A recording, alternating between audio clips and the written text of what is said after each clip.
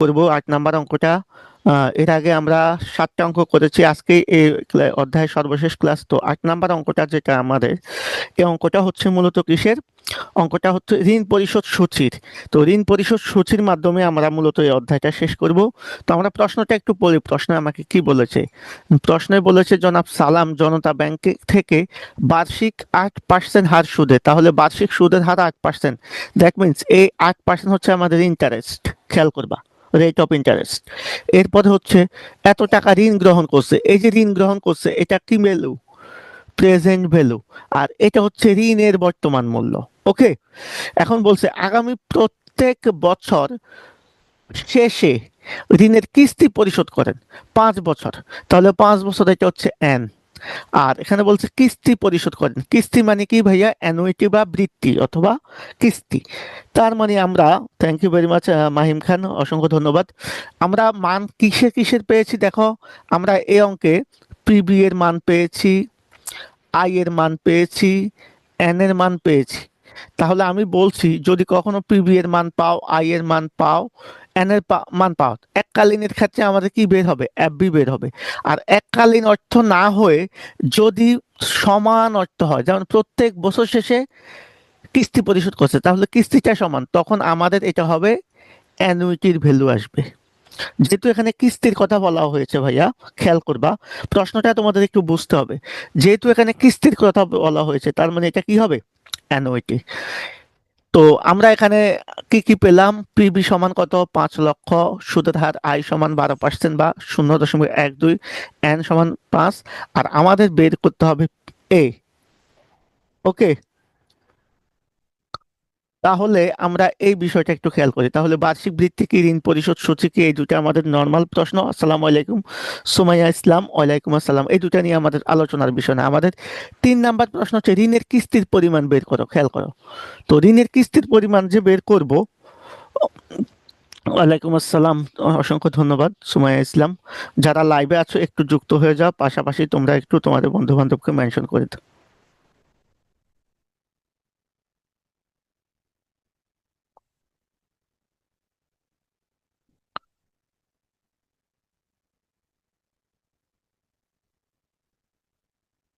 তো এই হচ্ছে বিষয়, আমরা একটু শেয়ার করব প্রত্যেকে, হ্যাঁ।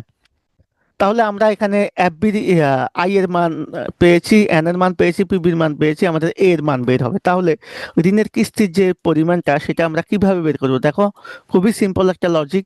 এই লজিকে আমরা অঙ্কটা করলে খুব সহজে অঙ্কটা করতে পারবো। দেখো, প্রথমে আমরা এই যে কিস্তির পরিমাণের জায়গায় আমরা জাস্ট মান বসাবো।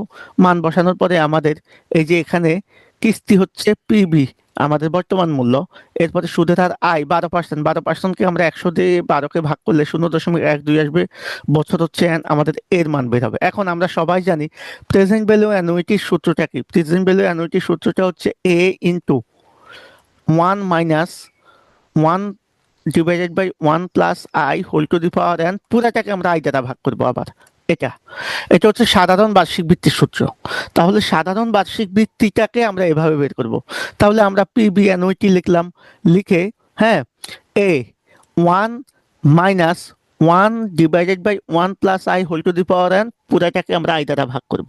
ওকে, অনেকে এই আইটাকে এর উপরও দেয়, কোনো সমস্যা নেই, তাও হবে। ওকে, তাহলে এবার আমরা কি করব? আমাদের এই যে প্রেজেন্ট ভ্যালু, এটার মূল্য হচ্ছে 5 লাখ টাকা। এর মানটা কিন্তু নাই, এর মানটা বের হবে। তারপরে হচ্ছে আমাদের ওয়ানের জায়গায় 1 থাকবে, আই এর জায়গায় আমাদের কি আসবে? 0.12। আর এটা যোগ আছে কত? যোগ আছে এখানে 1। তাহলে 1 এর সাথে 0.12 যোগ হলে কি হবে? 1.12। এই যে 1.12, আর আই এর মান হচ্ছে 1.12। তাহলে এভাবে করব, করার পরে আমরা মান বসাবো। এখন মান বসানোর পরে আমাদের কাজ কি? মান বসানোর পরে আমাদের কাজ হচ্ছে সিম্পল। সেটা কি দেখো, আমাদের এই মানটা বসানোর পরে আমরা প্রথমে কি করব? প্রথমে কি করব? 1 ভাগ কত দিব? 1 ভাগ 1 0.7623, মানে এই কাজটা তো আগে করে ফেলবো, করার পরে এটার মান আসবে 1.7623। তাহলে আমরা 1 ভাগ এটা দিব, যেটা আসবে সেটার থেকে 1 মাইনাস এটা দিব, অ্যান্সার দিব। যে অ্যান্সারটা আসবে সেটাকে আমরা এইভাবে কাজটা করব। কথা বুঝছো কিনা? খুবই সিম্পল একটা লজিক, এই জিনিসটা আমরা আগেও শিখিয়েছি, সো এটা তোমরা পারবা। এখন আসো, এই যে মানটা আমাদের আসবে, তো মানটার মান আমরা কিভাবে বের করব? ক্যালকুলেটর চাপবো, সাইন্টিফিক ক্যালকুলেটর, সে অনুসারে আমরা কাজটা করব। দেখো এখানে এটা থেকে এটা মাইনাস করে 0.12 দ্বারা ভাগ করবো, তাহলে আমাদের এটা থেকে এটা মাইনাস করলে আসবে 0.43। এই মানটা, এটাকে আমরা 0.12 দ্বারা ভাগ করলে এটা আসবে। এটা আমাদের কার সাথে গুণ হবে? এর সাথে। তো এটাকে আমরা সাইডে রাখলে, এটা যেহেতু গুণ, এটা যদি ওই পাশে চলে যায় তাহলে ভাগ হয়ে যাবে। কথা বুঝছো কিনা? ওই পাশে চলে গেলে আমাদের কি হয়ে যাবে? এটা ভাগ হয়ে যাবে। বুঝতে পেরেছো? তাহলে এভাবে আমাদের মানটা আসবে, কিস্তির মানটা আসবে 1,38,696 টাকা। এখানে দশমিক আসলে আমরা দশমিকটা আপাতত নেব না। এ হচ্ছে আমাদের কিস্তির পরিমাণ বের করতে হয় এভাবে। তাহলে কিস্তির পরিমাণ যদি আমরা বের করতে চাই, তাহলে আমরা কিসের কিসের মান থাকবে? আমাদের প্রশ্নে ধরো পিবি এর মান থাকবে। খেয়াল করো, আমাদের প্রশ্নে হচ্ছে ধরো পিবি এর মান থাকবে, আই এর মান থাকবে, এন এর মান থাকবে। তখন আমাদের প্রেজেন্ট ভ্যালু অ্যানুইটির মান বের হবে যদি কিস্তির অঙ্ক হয়। অথবা এফ বি এর মান থাকবে, আই এর মান থাকবে, এন এর মান থাকবে, তখন আমাদের ফিউচার ভ্যালু অ্যানুইটি বের হবে। কথা বুঝছো? অ্যানুইটি বের হবে। আর সেক্ষেত্রে অবশ্যই বার্ষিক ভিত্তি বা কিস্তি হতে হলে কি হবে? প্রত্যেক ক্ষেত্রে কিস্তির পরিমাণটা কি হতে হবে? সমান হতে হবে। এই বিষয়গুলো কিন্তু আমরা আলোচনা করেছি। তোমরা এই প্রশ্নটা বুঝেছো কিনা একটু আমাকে বলো তো, প্রশ্নটা ক্লিয়ার কিনা? যদি প্রশ্নটা ক্লিয়ার হও, তাহলে আমরা পরের অংশে চলে যাবো। এই প্রশ্ন ক্লিয়ার? বলো। এই যে আমাকে বলছে প্রত্যেক ঋণের কিস্তির পরিমাণ বের করো। এখন ভাইয়া ঋণের কিস্তির পরিমাণ আমরা বের করেছি, তো কিস্তির পরিমাণ বের করতে হলে আমরা সুদের হার পাবো, আমাদের বর্তমান মূল্য ছিল, এরপরে আমাদের বছর ছিল। যেহেতু বর্তমান মূল্য ছিল, তাহলে এটা হবে প্রেজেন্ট ভ্যালু অ্যানুইটি। আমার তো কিস্তি বের করতে হবে, তাহলে বর্তমান মূল্য আছে মানে প্রেজেন্ট ভ্যালু অ্যানুইটি। যদি ভবিষ্যৎ মূল্য থাকতো তাহলে ফিউচার ভ্যালু অ্যানুইটি আসতো। সবাই ক্লিয়ার কিনা? এতটুকু ক্লিয়ার? আমাকে একটু জানাও সবাই ক্লিয়ার কিনা। আর এটা হচ্ছে অর্ডিনারি অ্যানুইটি। কেন অর্ডিনারি অ্যানুইটি? কারণ প্রত্যেক বছরের শেষে বলছে, খেয়াল করো, শেষে। তাহলে অর্ডিনারি অ্যানুইটির সূত্র মানে সাধারণ বার্ষিক ভিত্তি। সাধারণ বার্ষিক ভিত্তির সূত্র হচ্ছে এই যে পিবিএ সমান এ ইন্টু 1 - 1 / 1 + i²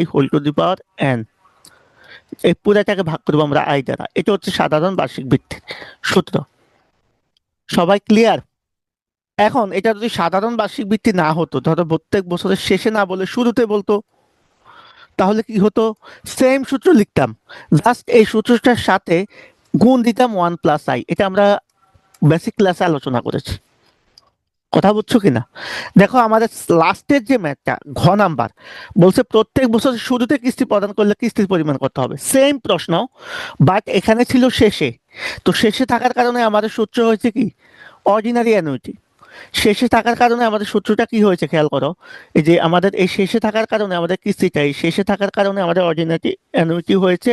সেটা কিভাবে হয়েছে? পিবিএ সমান এ, খেয়াল করো, 1 - 1 / 1 + i² পুরাটাকে ভাগ করেছি আই। এটা হচ্ছে সাধারণ বেশি বৃদ্ধি, যেটা কোনো কিছু বলা থাকবে না, অথবা বছর শেষে বা মেয়াদ শেষে বা মাস শেষে বলা থাকবে। এটাই সাধারণ বার্ষিক বৃদ্ধি। কিন্তু যদি বলা থাকে শুরুতে, দেখো এই যে ঘ নাম্বার প্রশ্নটা বলছে প্রত্যেক বছরের শুরুতে কিস্তি প্রদান করলে। আসসালামু আলাইকুম মিশু। ওয়ালাইকুম আসসালাম। তাহলে প্রত্যেক বছরের শুরুতে যদি কিস্তি প্রদান করে ভাইয়া, শুরুতে কিস্তি প্রদান করলে সেম সূত্রটাই হবে। দেখো আমি সেম সূত্রটা লিখলাম, পিবিএ সমান এ ইন্টু, খেয়াল করবা, 1 - 1 / 1 + i² পুরাটাকে ভাগ করবো কি দ্বারা ভাইয়া? আই দ্বারা। দেখো আমরা সেম সূত্রই লিখছি, কিন্তু যদি শুরুতে বলা থাকে সেটা হচ্ছে অ্যানুইটি ডিউ, তখন এই পিবি অ্যানুইটিটা ডিউ বের হবে কিভাবে? এই সূত্রের সাথে আমরা 1 + i কে জাস্ট গুণ করে দেব, এই, বাকি সব সেম। তাহলে আমাদের ঘ নাম্বার প্রশ্নের উত্তর তো সেম আসবে, মানে সেম ভাবে করব, অ্যান্সারটা একটু অন্যরকম আসবে। তাহলে আমাদের প্রত্যেক বছরের শুরুতে যদি বলা থাকে এই যে শুরুতে, তার মানে আমরা এই সূত্রটা ইউজ করব। আর কিছু বলা না থাকলে বা শেষে বলা থাকলে আমরা সাধারণ বার্ষিক বৃত্তির সূত্রটা ইউজ করব। সবাই ক্লিয়ার? বলো তো ক্লিয়ার কিনা? সবাই ক্লিয়ার কিনা একটু জানাও। তো আমরা, এই হচ্ছে বিষয়। তো আমরা ঘ নাম্বার প্রশ্নটাতে চলে যাচ্ছি। দেখো সেম সূত্রটা আমরা ইউজ করছি, হ্যাঁ, সেম সূত্রটা ইউজ করার পরে আমরা কিচ্ছু করি নাই, আমরা শুধু কি করেছি, এই সূত্রের সাথে 1+i গুণ করে দিয়েছি। Okay, thank you very much M S Mishu. তো আমরা এখানে অ্যানুইটি ডিউ যেটা আমাদের প্রেজেন্ট ভ্যালু অ্যানুইটি হচ্ছে 5 লাখ, সুদের হার হচ্ছে কত, 12%, আমরা জানি। হ্যাঁ, তো 12% মানে হচ্ছে 0.কত, 0.12, এটার সাথে এক যদি যোগ হয় তাহলে 1.12। ওকে, এরপর হচ্ছে 5 লাখ, এরপর হচ্ছে 1 - 1 / 1 + 1 2 whole to the power 5।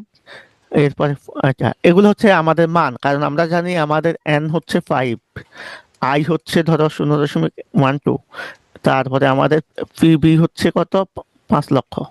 So এই অনুসারে আমরা মানটা বসিয়ে দেব, আর কিছু করা লাগবে না তোমাদেরকে। এই, তাহলে মানটা বসিয়ে দিলাম। মানটা বসার পরে ক্যালকুলেশন তো আমরা সবাই জানি, আমাদের মতো করে ক্যালকুলেশনটা করে নিব। যদি ক্যালকুলেশনে কারো প্রবলেম থাকে আমাকে জিজ্ঞাসা করবা। আমি আবারও বলি, ধরো এখানে এই যে 1.12 কে 0.5, এইভাবে আমাদের একটা ইয়ে আছে, পাওয়ার আছে, এটার উপর 5 দিয়ে দিবা সাইন্টিফিক ক্যালকুলেটারে, মান চলে আসবে 1.7623। এবার আমরা কি করব, 1 ভাগ, এটা আগে 1 দিব, তারপরে ভাগ দিয়ে 1.7623 দিয়ে দিব। দেওয়ার পরে মান আসবে কত, মান আসবে যেটা সেখান থেকে 1 থেকে আবার সেটাকে মাইনাস করব, 1 মাইনাস ধরো অ্যান্সার। ওকে, যেটা আসবে সেটাকে আমরা কি করব, 0.12 দ্বারা আবার কি করব, ভাগ করব। ভাগ করার পর যেটা আসবে সেটাকে এটার সাথে গুণ করে দিব, গুণ করলে আমাদের এটা আসবে।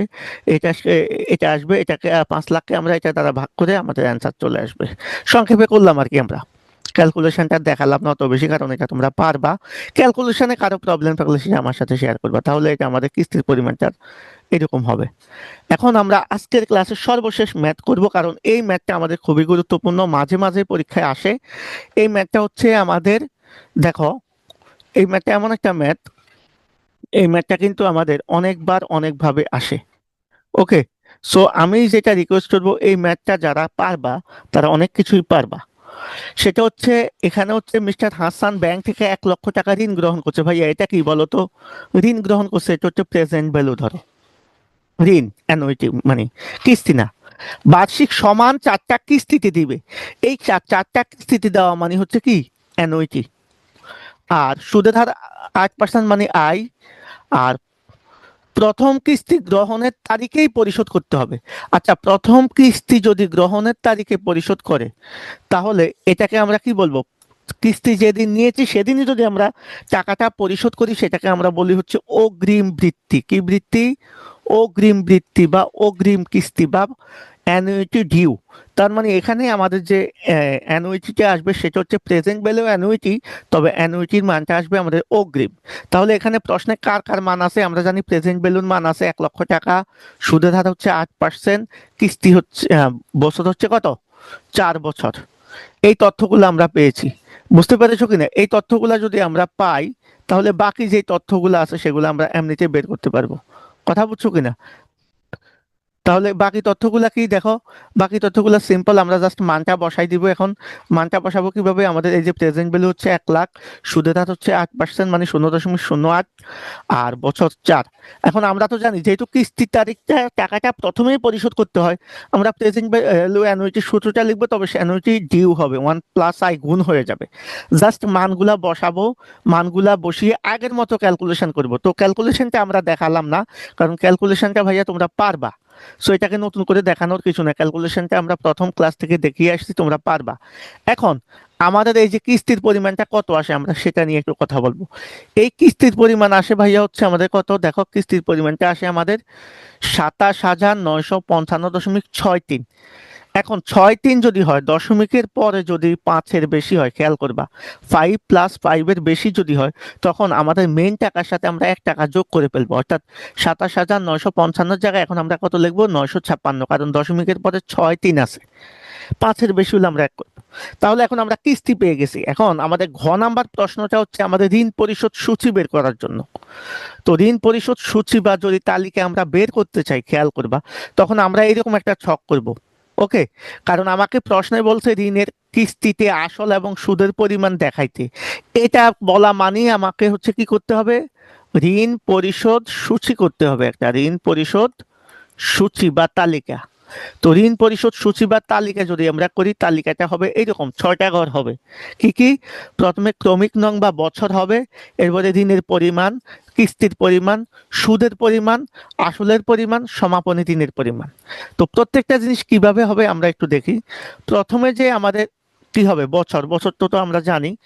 প্রারম্ভিক ঋণের পরিমাণ মানে বছরের শুরুতে আমরা ঋণ নিয়েছি কত, 1,00,000 টাকা। আর কিস্তি আমরা কত দিচ্ছি, এই যে 27,956। এইটা প্রতি 4 বছরে কিস্তি বলছে, তো আমরা 4 বছর দিব, এই যে 1, 2, 3, 4 সমান হবে, কারণ কিস্তিটা সবসময় সমান হয়। ওকে, তো এটাকে আমরা সমান রাখবো। তাহলে এতটুকু আলোচনা আমরা বুঝতে পেরেছি তো?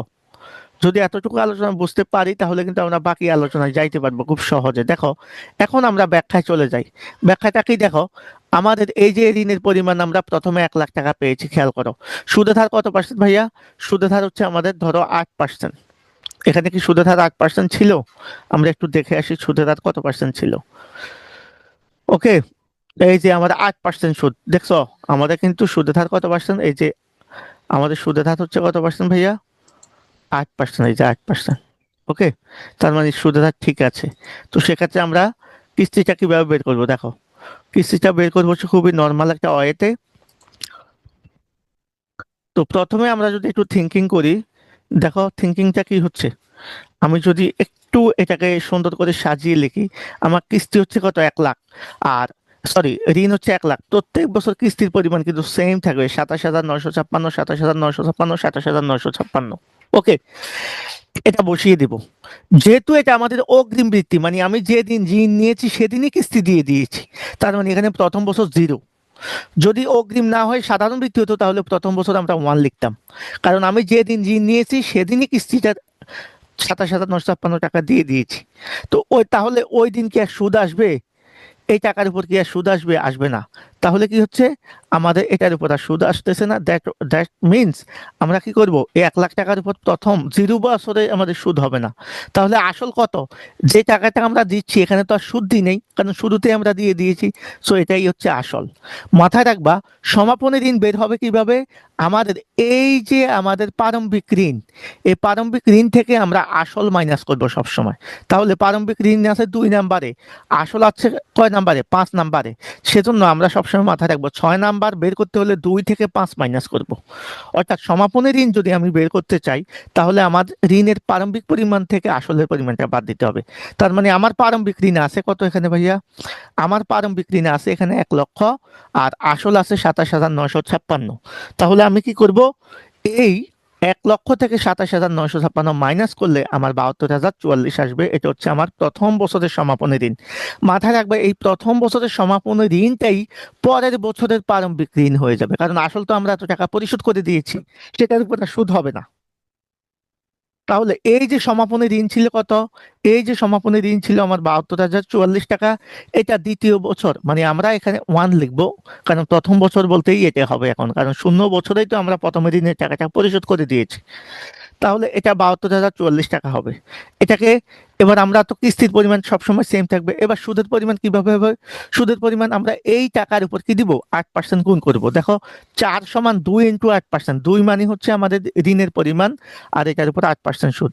তাহলে 72,044-কে আমরা যদি 8% গুণ করি, তাহলে আসবে এটা, মানে 72,044-কে তুমি 8% দিয়ে গুণ করো, অ্যান্সার আসবে এটা। এখন দেখো, তার মানে তুমি টোটাল কিস্তি দিয়েছো কত, 27,956। খেয়াল করবা, কিস্তির মধ্যে তোমার সুদ হয়েছে কত, সুদ দিয়েছো কত, 5,664। আমি এটা মুছে দিয়ে আবার দেখাচ্ছি।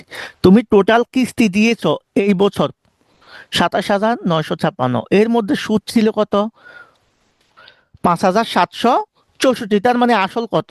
আসল হচ্ছে এই কিস্তি থেকে আমরা সুদটা মাইনাস করে দেব। প্রথম বছর সুদ ছিল না বিধায় কিস্তিটাই আসল হয়ে গেছে, এখানে তো সুদ আছে। তো সুদের পরিমাণটা আমরা যখন মাইনাস করব কিস্তি থেকে, খেয়াল করো, এই কিস্তির পরিমাণ থেকে যখন সুদ মাইনাস করব তখন আমরা আসল পেয়ে যাব। আর আসলটা মাইনাস করবো কোত্থেকে? আমাদের এই যে প্রারম্ভিক ঋণ থেকে 72,000 থেকে 22,000 মাইনাস করে আমরা 69,000 পাবো সমাপনী ঋণ। এই সমাপনী ঋণটাই আবার দ্বিতীয় বছর এখানে গিয়ে প্রারম্ভিক ঋণ হবে। আর কিস্তির পরিমাণ তো সেম থাকবে, কোনো সমস্যা নাই। এবার এই টাকার উপর আমরা কি ধরবো? সুদ ধরবো 49,852 উপর 8% সুদ। তাহলে এটার উপর 8% সুদ ধরলে আমাদের আসবে 3,988। এটা হচ্ছে আমাদের সুদ, আর এটা হচ্ছে আমাদের কিস্তি। তাহলে কিস্তির মধ্যে সুদ দিলাম এত, তার মানে আসল কত? তার মানে আমি আবারও 27,900 কত 56 থেকে 3,988 বিয়োগ করব। বিয়োগ করার পর আমাদের আসলটা আসবে। এবার এই আসলটা কোত্থেকে মাইনাস করবো? আমরা জানি এই যে প্রারম্ভিক ঋণ থেকে 49,000 থেকে, তার মানে 25,000 আসবে আমাদের সমাপনী ঋণ। এই সমাপনী ঋণটাই আমাদের শেষ বছর প্রারম্ভিক ঋণ হয়ে যাবে। আবার এখানে আমাদের কি হবে? 27,956 হবে। এখন দেখো, আমার ঋণ থাকে কত? 25,000 কত 884, কিন্তু আমি কিস্তি দিলাম কত? 27,956। খুবই মনোযোগ, এই লাইনটা আমাদের একটু বুঝতে হবে। এই লাইনটা বুঝতে পারলে আমরা এই জাতীয় অঙ্ক সব পারবো। আমি আরেকটা অঙ্কটা প্রয়োজনে এটা দেখাই দিব তোমাদেরকে। দেখো, খুবই সিম্পল একটা লজিক, আমি খুব ক্লিয়ারলি বলি বিষয়টা, এটা একটু মাথায় রাখতে হবে। আমাদের কিস্তি আছে লাস্ট বছর 25,000, কিন্তু আমি তো সরি, ঋণ, প্রারম্ভিক ঋণ। ওকে, প্রারম্ভিক ঋণ, কিন্তু আমি সুদ দিচ্ছি কত? আমি সুদ দিচ্ছি ভাই, সরি, আমি কিস্তি দিচ্ছি হচ্ছে 27,956, কারণ কিস্তির পরিমাণ তো সেম থাকবে। এখন খেয়াল করো, আমি যেহেতু 27,000 দিচ্ছি, তার মানে আমার এখানে এই যে সুদের পরিমাণটা কত? 2,000, কারণ আমার তো কিস্তি, আসল কিস্তি হচ্ছে এত।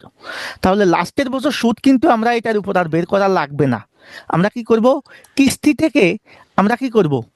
এই আসল বা প্রারম্ভিক ঋণটা মাইনাস করলে আমরা সুদটা পেয়ে যাব। আর মাথায় রাখবো, আমাদের এই অঙ্কে আসল কত? আসল এত, তার মানে এটাই আমরা আসলের ঘরে লিখে ফেলবো। আর সুদটা কিভাবে পেলাম? আবারও বলতেছি, আমার যে কিস্তি দিয়েছি সেখান থেকে আসলের পার্থক্য বা এই আসলের পার্থক্য একই জিনিস, কারণ এই আসলটাই এখানে বসবে, কোনো সমস্যা নাই। তাহলে আমরা লাস্টের বছর সুদ কিন্তু আমাদের আর পার্সেন্টেজ করে বের করতে হবে না, আমাদের এই আসল থেকে কিস্তির পরিমাণ মাইনাস করলে আমরা সুদ পাবো। অর্থাৎ আমরা বলতে পারি এই আসল আর কিস্তির পার্থক্যটাই হচ্ছে সুদ। বুঝতে পেরেছ সুদের লাস্ট বছর সুদটা কিভাবে বের করতে হয়? ক্লিয়ার কিনা মিশু? আমরা এভাবে সুদটা বের করবো। ওকে, তো আমরা মোটামুটি যদি ঋণের পরিমাণটা জানি তাহলে কিন্তু আমরা অঙ্কটা খুব ইজিলি পারবো। তো এভাবে আমাদের আর শেষ বছর কিন্তু আর আমার সমাপনী ঋণ থাকবে না, কারণ আমার তো লাস্ট বছর ঋণটা পরিশোধ হয়ে যাচ্ছে। সো আমরা এই যে আসল থেকে আসল মাইনাস হয়ে যাচ্ছে, তার মানে এখানে জিরো, জিরো মানে কিচ্ছু নাই। সো এই বছর আমার, থ্যাংক ইউ ভেরি মাচ। তাহলে আমরা এটা বুঝে গেছি যে আমাদের কিস্তির পরিমাণটা বের করতে হয় কিভাবে, বা আমাদের বার্ষিক বৃত্তি বা কিস্তির ক্ষেত্রে আমাদের যে ঋণ পরিশোধ সূচি, সেই সূচিটা, এই ছকটা মাথায় রাখবা, জাস্ট এই ছকটা। হ্যাঁ, আমরা ক্লাসটা শেষ করব। দেখো, এই যে 1 নম্বরে আমরা বছর লিখবো, 2 নম্বরে আমরা প্রারম্ভিক ঋণ, 3 নম্বরে আমরা কিস্তি। কিস্তি মানে আমাদের যে বৃত্তিটা থাকবে সেটা সেম থাকবে। সুদ বের হবে কিভাবে? এই যে আমাদের প্রারম্ভিক ঋণের সাথে পার্সেন্টেজ করব, যত পার্সেন্ট সুদ আছে। এবার আমরা যখন সুদ পাবো, খেয়াল করো, তখন আমরা কিস্তি থেকে সুদটা মাইনাস করে আমরা আসল পাবো।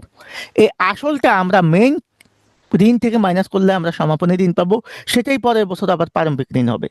এভাবে যাওয়ার পরে লাস্ট বছর কি করব? আমাদের যে প্রারম্ভিক ঋণ সেটাই আমাদের আসলের জায়গায় বসিয়ে দেব। আর এই প্রারম্ভিক ঋণ আর এই যে কিস্তি, কিস্তি তো সেম আছে, কিস্তি আর আসলের পার্থক্যটাই হবে আমাদের লাস্ট বছরের সুদ। সেই বছর সুদ বের করতে হবে না, সমাপনী ব্যালেন্স আমাদের জিরো হবে।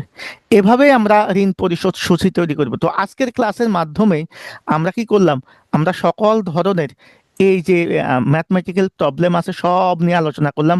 আমরা ঋণ পরিশোধ সূচি করলাম, আমরা হচ্ছে কি বলে অগ্রিম বৃত্তির কাজ করলাম, সাধারণ বৃত্তির কাজ করলাম, আমরা সাধারণত সুদের হার বের করা শিখলাম, আমরা বর্তমান মূল্য ভবিষ্যৎ মূল্য শিখলাম, আর একটা অঙ্ক আছে, এটা তোমরা দেখে নিবা, তাহলে আমাদের মোটামুটি হয়ে যাবে ইনশাল্লাহ। আমাদের আর তেমন কোনো প্রবলেম আসলে নাই।